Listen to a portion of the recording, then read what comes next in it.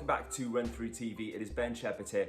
Okay, today's guest has done something pretty extraordinary actually. In the space of just 3 years, she's taken 2 hours from her marathon PB.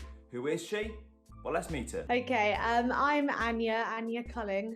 I would say I'm predominantly a marathon runner. I come from Norfolk and I now live in London, and I just run loops and loops of Battersea Park, really. I recently did London Marathon, which hopefully was a bit of a breakthrough marathon, but completely obsessed, live and breathe it. Highly dependent on Vaporflies. Don't know about you, but big fan of Anya's James Bond impression in that little clip. Okay, I'm Anya Culling. I mean, I certainly wouldn't mess with her, especially when it comes to running. Let's hear a little bit then how Anya's journey began. I started in lockdown, I think, just to get myself out of the house. I've always been sporty. I've always played hockey, but when team sports weren't a thing anymore, I started when everybody did that, like tag a mate, run 5K, laughing at all those celebs that were like pausing it after 100 meters and still going. I remember I just wanted to get under 25 minutes, which is just completely normal. And then I just loved it, ran more and more. Met my coach, Nick, just running around Battersea Park. He decided to take me on, and I have never looked back, and I've just fallen completely head over heels with it. I think we all have in some ways. If you're watching this, you may feel exactly the same as Anya does. Let's talk first marathon then. The first marathon, the benchmark for everything that's happening now. So I remember it being a real challenge. Like, I was petrified. I had no idea what I was doing. I wasn't wearing carbon shoes. I didn't know how to fuel anything. I just wanted to do it for the personal challenge. And I still remember being like so proud. So I ran that 2019 London Marathon in 4 hours and 43 minutes, I think. And I was like running with those rhinos at the end. And I remember thinking like, I'm just gonna beat the guy in the fancy dress and all of this. And I just remember crying and like just being like so proud of myself. I did a little bit of training. I think it was just following a online marathon training plan, but it was generally just for mental health, to get fit, enjoy myself. It's such a massive change in PB from over 4:30, which is still a brilliant marathon time, to sub 2:40. So what's changed in Anya's day-to-day life? Obviously there's the extra training, but what else? I didn't change my lifestyle too much, and I think that is partly why I enjoyed it, the whole process so much, and why I'm still stuck at it. I was still having fun, I was still going out. I didn't have the healthiest lifestyle. I loved going out, I loved a party. I still do, to be honest. But only this year I've been a bit more like, okay, we've got to start thinking about things like nutrition and drinking and wiping myself out for a weekend isn't ideal. But I thought that my friends might have something to say about that, or potentially I wouldn't be invited places, but that has not been the case at all. They are the most supportive bunch ever.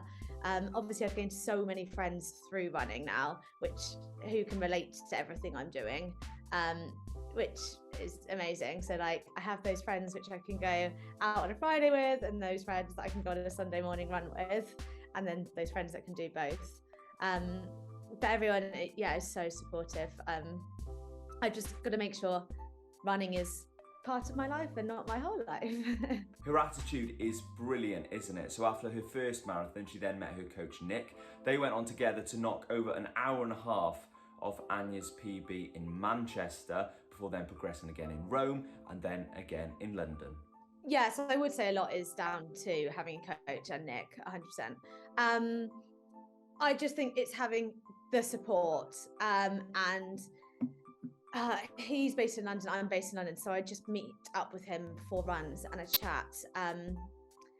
I was very much just one of his normal clients. Like he gave us all the same amount of attention, all the same plans. Like, and it wasn't until London Marathon and he was like, Anya, I'll pace you, like I'll run with you. And it was genuinely probably the best marathon I'll ever do. Like I'll never have that experience of it there was no pressure on London Marathon. It was so much fun, and with Nick, so I have the video that he vlogged, and I think I will genuinely treasure that for so long. Be like, oh, show the grandkids my breakthrough marathon kind of thing. But yeah, he was like running along Tower Bridge, like screaming, getting the whole crowd like going and like shouting my name. And it was the most incredible thing in the world. And he was like weaving. And I was like, do I follow him? And I was like, no, I've got a 60 blue line. Yeah. All you see is the blue line. And I was getting really excited. And then as soon as we turned the corner of Tower Bridge, he was like, Anya, focus. He was like, stop letting it all get to your head. And I was like, well, why did you run like that and scream? And why did you get the Adidas runners with like confetti cannon? So I was like, don't need that here, we're only halfway. I love that, and I'll link that vlog in the description of this episode as well. So much fun to watch, but behind all of the fun, obviously there was a plan. So what was that plan going into the race? 2:38, but I would slip up occasionally because Nick and I had chatted and we'd said like perfect day 2:36, but I wasn't saying that to anyone else. And then we kind of went out without discussing it at 2:36 pace. And then we didn't slow, and Nick kept saying to me, how are you feeling? And I was like, great. And he was like, how are you really feeling? And I was like, good, like, let's do this. Because he was meant to be pacing a 2:38 group, but the group quickly like disintegrated. So he was just like, let's do the 2:36. And we had that discussion only at about 30 kilometers because we'd stuck on that pace the whole way. Yeah, it was executed pretty perfectly. I think my splits, like my 5K splits, they only differed by about 2 seconds every like 5K. Like it was mad. Like even at the end, I didn't drop off pace at all. So yeah, maybe I should have pushed it a bit harder. I don't know about you, but I don't get the vibe that it was a case of pushing it harder. I think it was just a case of probably perfect execution. When in the race though, did Anya think, you know what, 2:36, I've actually got this? I didn't let myself really think about it until Nick was like 400 meters to go, and I was in pain at that point. Come on, Anya, clasp it. 400 meters to go. 400, come on. When I knew I'd done it, or it was just the greatest thing. I couldn't believe it. I still cannot believe it. I hoped I was going to do well, but that was better than I thought I was going to do. My parents were so supportive. They were like, they said they'd meet me at the end because they'd never seen me at the end of a marathon before, because they've always had to be on hand, like pass me drinks along the way or something. And I was like, Mum, just enjoy this marathon. I've got Nick that can help me with gels and things like that. And Mum in her head was like, no, Anya needs me, like I'm so important. So she was all the way along like the bankment, and my boyfriend was like cycling along going, and Nick was like shouting at them, being like, how far is the girl in front, what position is Anya, like all of this. And yeah, they'd be like, she's third non-elite, like 400 meters in front. It's like, go. And I remember hearing it all, but not really taking it in that was legit, that I was really close to the front. And it wasn't until the end. And I was like, oh, she's nowhere to be seen behind me. Like, I've actually done it. But I didn't realize the girl in front, I think her name was Hannah, was only like 35 seconds in front of me as well. But I had nothing else to give, really. Now London's done, which I think is fair to say is Anya's breakthrough race. What's next? Are we staying with the marathon distance? Yeah, I definitely want to stick to marathons.